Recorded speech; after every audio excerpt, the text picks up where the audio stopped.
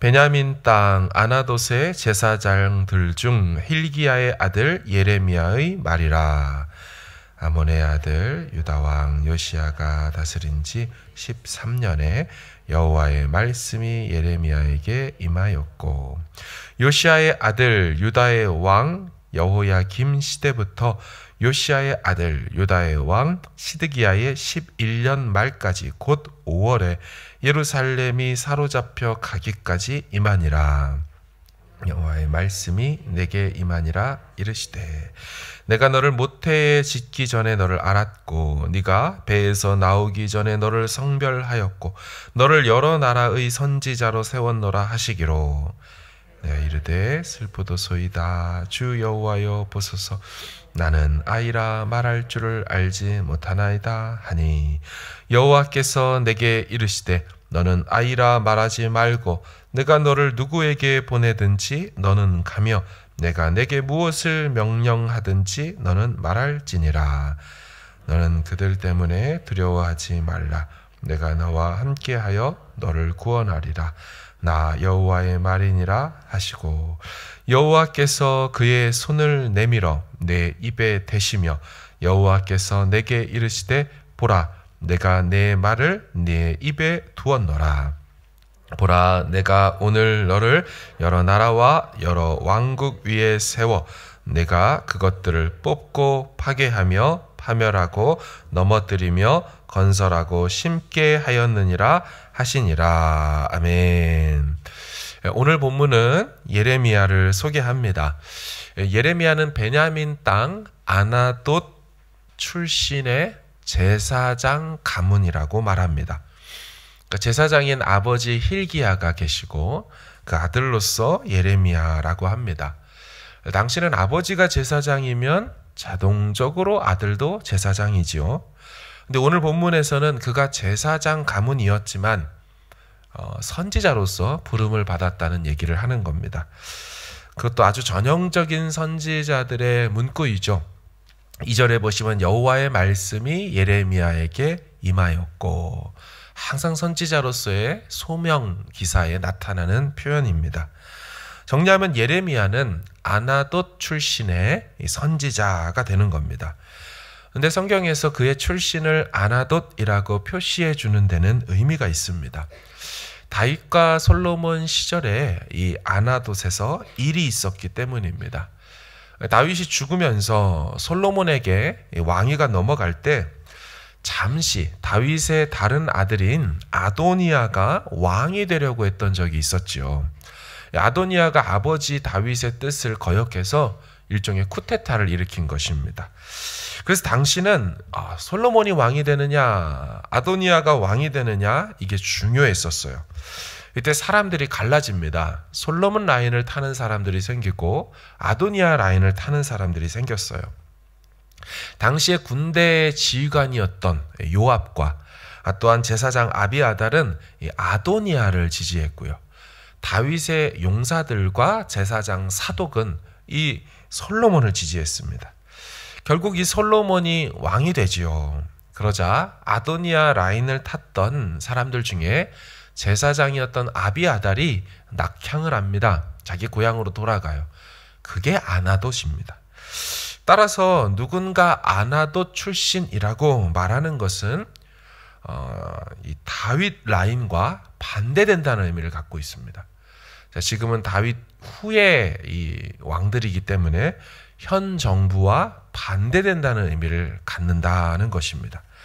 지금 오늘 본문의 현 정부는요, 하나님을 온전히 붙들지 않고 여기저기 애굽도 의지했다, 아수르도 의지했다, 때로는 바벨론도 의지했다, 이렇게 갈팡질팡하는 남유다를 말하고 있습니다.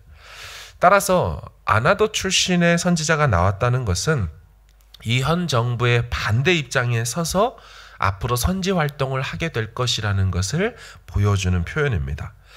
더욱이 아버지가 제사장 아니겠습니까? 예레미야 아버지가.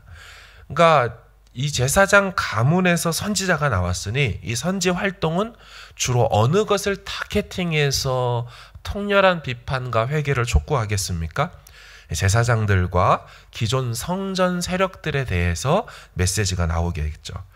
실제로 예레미야 7장 4절에 보면 이런 말이 있습니다. 너희는 이것이 여호와의 성전이라, 여호와의 성전이라, 여호와의 성전이라 하는 거짓말을 믿지 말라. 아주 성전 세력에 대하여서 회개하라고 강렬하게 말하죠. 그러니 기존 성전 기득권자들과 예레미야는 엄청난 갈등을 겪을 수밖에 없습니다. 이 과정에서 예레미야는 갇히고 묶이고 고난받으면서 눈물의 선지자라는 별명을 갖게 되는 겁니다. 예레미야는 하나님의 부름을요, 요시야 왕 통치 13년째에 받았다고 본문 2절에 말하고 있습니다. 역사적으로 따져보면 주전 626년에 부름을 받은 겁니다. 그리고 자신이 선지 사역을 마무리한 때도 본문 3절에 기록해 놨습니다. 자신은 시드기야의 통치 11년 5월까지, 즉 예루살렘이 사로잡혀기까지, 나라가 망할 때까지 자기가 사역했다라고 말하죠. 예레미야는 생각해보면 불운의 때에 부름받은 선지자입니다. 나라가 평강하고 부강했을 때 부름을 받았다면 사역하기가 참 수월했겠죠. 하지만 예레미야는 그렇지 못했습니다. 오늘 본문 서문에는 요시야 왕하고 시드기야 왕 이렇게만 나와 있습니다. 하지만 그 사이에 왕들이 여럿 더 있지요. 여호아하스, 여호야김, 여호야긴, 그리고 시드기야까지 있습니다. 그런데 이 왕들은 참 기록하기 뭐할 정도로 너무나 연약했고 너무나 이제 금방 사라졌습니다. 여호아하스하고 여호야긴은요, 예레미야 사역할 때 시절입니다. 3개월만 통치하고 사라졌어요. 나중에 이방 나라에 다 끌려가 버린 두 왕입니다. 그리고 여호야김과 시드기야는 이방 나라들이 왕으로 세워준 그런 왕들입니다. 따라서 예레미야가 사역하던 당시가 얼마나 힘든 상황인지를 알 수 있는 대목입니다. 이제부터 쭉 계속 예레미야를 보게 될 때 이 시대적인 배경들을 이해하고 그 상황 속에서 사역했다라는 것을 말씀을 보아야 도움이 되기에 몇 가지 또 말씀을 드립니다. 예레미야가 처음 사역을 시작했을 때는 요시야 시대예요. 당시의 초반 분위기는 좋았습니다. 왜냐하면 요시야가 종교개혁을 단행했습니다. 유월절도 회복시킵니다. 나라가 영적으로 새로워지죠. 그래서 그때는 예레미야의 말들이 별로 나오지가 않습니다. 그러나 요시야 말년에 당시 강대국이었던 아수르에 붙어버립니다. 그래서 아수르와 함께 애굽이랑 요시야가 싸우다가 무기토 전투에서 치명상을 입고 나이 39에 왕 요시야가 죽게 됩니다. 그러자 이 아들인 여호아하스가 왕이 되지만 3개월만 통치하고 애굽으로 끌려갑니다. 왜냐하면 애굽을 대항해서 싸웠지 않습니까? 그러니까 애굽이 끌고 가는 거예요. 그리고 애굽이 여호야김을 왕으로 세웁니다. 주권을 상실한 거죠. 다른 나라가 왕을 세워버리니까요. 여호야김이 11년간 통치를 하긴 하지만 애굽에 의해서 세워진 왕이니 애굽에 이리저리 끌려다닐 수밖에 없었죠. 그러다가 갑자기 어느 나라 하나가 나타납니다. 나보폴라살이라는 사람이 신흥 국가인 바벨론을 세웁니다. 이 바벨론이 당시 얼마나 강했냐. 당시 최강이었던 아수르와 한판 붙습니다. 근데 아수르도 지고 싶지 않으니까 이집트, 애굽의 힘을 빌려서 두 나라가 합세해서 바벨론하고 싸움을 하죠. 근데 바벨론이 얼마나 셌는지 아수르도 이집트도 힘을 합쳐도 당해내지 못하고 패합니다. 그러자 이것을 보고 있던 이 남유다의 이 여호야김이 야, 아수르 따라가면 큰일 나겠다. 그래서 아수르를 버리고 이집트도 버리고 대뜸 바벨론에 붙습니다. 그런데 후에 다시 심기일전한 아수르가 바벨론을 이겨버리죠. 한 번 이긴 겁니다. 그래서 남유다가 또 이렇게 보고 있다가 야, 안 되겠는데? 아수르한테 다시 붙어야겠는데? 근데 이걸 본 바벨론이 또 화가 납니다. 그래서 바벨론이 아수르를 나중에는 패방시키거든요. 그러고 나서 너 이놈 이리 붙었다가 저리 붙었다 그래? 가만히 안 두겠어. 남유다로 돌격해오고 그때 왕이었던 여호아하스는 예루살렘이 함락되기 직전에 그 궁 안에서 죽습니다. 그리고 그 뒤를 이어 여호야긴이 왕이 되죠. 그러나 통치 3개월 만에 바벨론 군대에게 함락을 당하고 나라가 망했죠. 포로로 끌려갑니다. 바벨론을 끌고 간 여호야긴 대신에 이 바벨론이 시드기야를 왕으로 삼아주죠. 그러니 당연히 시드기야는 또 친바벨론 정책을 씁니다. 이후에 친애굽 정책으로 바꾸게 되고요. 또 계속 왔다 갔다 합니다. 이것 때문에 바벨론에 이제 노를 사서 완전히 멸망당하죠. 지금 짧게 말씀드린 이런 왔다 갔다 하는 이 상황 속에서 예레미야가 활동한 것입니다. 예레미야도 나중에 바벨론이 총독으로 임명한 그달랴의 그 아래서 애굽으로 끌려가는 장면이 나옵니다. 정말 나라의 위기 시절에 어렵게 사역했던 사람이 예레미야죠. 여러분, 하나님이 이런 일들이 펼쳐질 것을 아셨겠습니까? 모르셨겠습니까? 당연히 아시죠. 나라는 망할 것이고 포로로 끌려갈 것이지만, 그럼에도 하나님 어떻게 하세요? 남은 자들을 두실 겁니다. 그죠? 그리고 다시 돌아오게 70년 만에 돌아오게 할 것이고 이 남유다를 회복시키실 것이에요. 하지만 이 과정 속에서 상황은 계속 악해져 가고 망해져 가고 있지만 여전히 그 가운데서 하나님의 말씀을 선포하고 유다 백성들에게 하나님의 뜻을 외칠 선지자가 필요했죠. 이 어려운 시기에 하나님이 예레미야를 택한 겁니다. 오늘 본문은 예레미야가 모태 선지자임을 알려줍니다. 보통 선지자들은 살다가 어느 날 하나님의 부름을 받게 되는 게 일반이지요. 그런데 예레미야는 이 특별한 국가적 위기에 하나님이 쓰시려고 모태에서부터 성별을 하여 선지자로 불렀다라고 합니다. 4절과 5절을 보십시오. 여호와의 말씀이 내게 임하니라 이르시되 내가 너를 모태에 짓기 전에 너를 알았고 네가 배에서 나오기 전에 너를 성별하였고 너를 여러 나라의 선지자로 세웠노라 하시기로. 정말 특별한 사람 아닙니까? 모태신앙 정도가 아니죠. 모태 사명자입니다. 내가 너를 짓기 전에 선지자로 너를 성별했다. 모태 선지자로 부름받은 것이죠. 예레미야는 아까 말씀드린 대로 주전 626년에 부름을 받아 사역을 시작을 해서 남유다가 망하는 때 언제라고 배웠습니까? 우리 586이라고 배웠죠. 616에서 586까지 정확히 40년간 오롯이 한 세대를 책임지는 사역자로 살았습니다. 매우 특별한 부르심이고 역사적으로 나라적으로 중요한 때 사역했습니다. 그런데 이 부름 앞에 예레미야는요, 지금 본문에서 절망의 말을 쏟아냅니다. 6절을 보세요. 내가 이르되 슬프도소이다. 주 여호와여 보소서 나는 아이라 말할 줄을 알지 못하나이다 하니. 왜 이렇게 반응할까요? 하나님은 네가 엄마 뱃속에 생기기도 전부터 내가 너를 알아서 지어서 선지자로 너는 택함 받았어 라고 말하지만 이 예레미야는 한다는 말이 나는 슬플 뿐입니다 라고만 얘기해요. 여러분, 우리는 예레미야가 어떤 사명을 앞으로 감당할 것을 알기에 이 부르심의 대목 자체가 대단해 보이죠. 하지만 정작 부름받은 예레미야는 자신을 그렇게 생각하지 않는 것 같습니다. 왜 그럴까요? 자기 자신만을 보고 있기 때문입니다.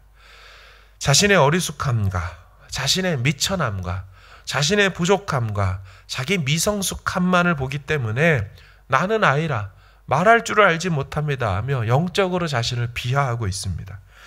하지만 하나님은 그에게 용기를 불어넣으시죠. 너는 아이라고 말하지 말아라.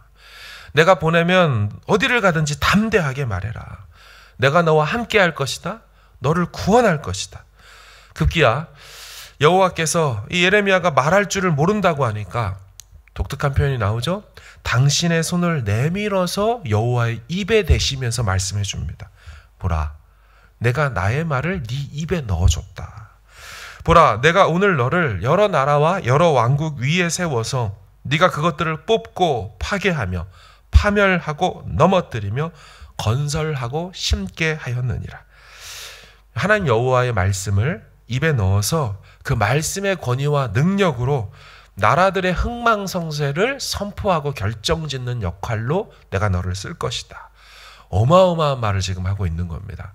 한 나라 남유다의 선지자만이 아니라 뭐라고 해요? 너를 여러 나라의 선지자로 세운다고 하셔요. 국제적인 인물로 쓰시겠다는 거예요. 사랑하는 여러분, 우리는 우리 자신을 보면 절망하게 되어 있습니다. 그래서 속으면 안 됩니다. 나를 부르시고 나를 지으시고 이곳으로 보내신 하나님의 목적과 그 뜻을 붙들어야 할 줄로 믿습니다.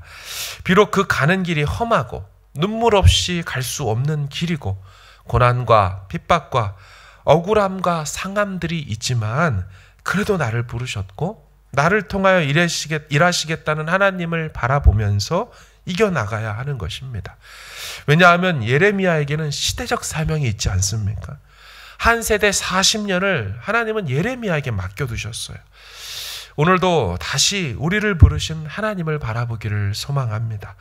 부족하면 채우시겠다고 하시고 약하면 강하게 붙들어 주시겠다는 하나님을 바라보시기를 바랍니다. 능력 없다면, 지혜 없다면 구할 때 다 채워주시겠다는 하나님을 바라보는 것이죠. 다시 우리에게 이 같은 새 힘 더하여 주실 줄로 믿습니다. 오늘 아침에 기도하면서 하나님, 나는 아이라고 말하지 말고 나를 부르신 하나님이 크시고 위대하시기 때문에 이런 나를 다 아시면서 부르시고 사명 주셨다는 것을 기억하면서 오늘도 하나님 앞에서 오롯이 떳떳하게 또 담대하게 사역하고 섬겨나갈 수 있는 우리 모두 되기를 간절히 주님의 이름으로 축원합니다. 아멘.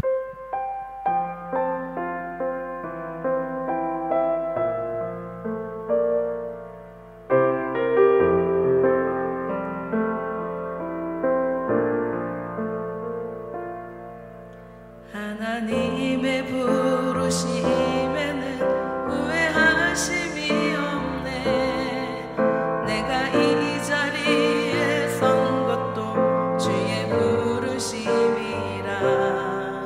하나님의 부르심에는 결코 실수가 없네. 나를 부르신 하나님의 신실하심을 믿네. 날 부르신 뜻 내 생각보다 크고 날 향한 계획 나의 지혜로 측량 못하나 가장 좋은 길로 가장 완전한 길로 오늘도 나 이끄신 믿네. 작은 나를 부르신 뜻을 나는 알 수 없지만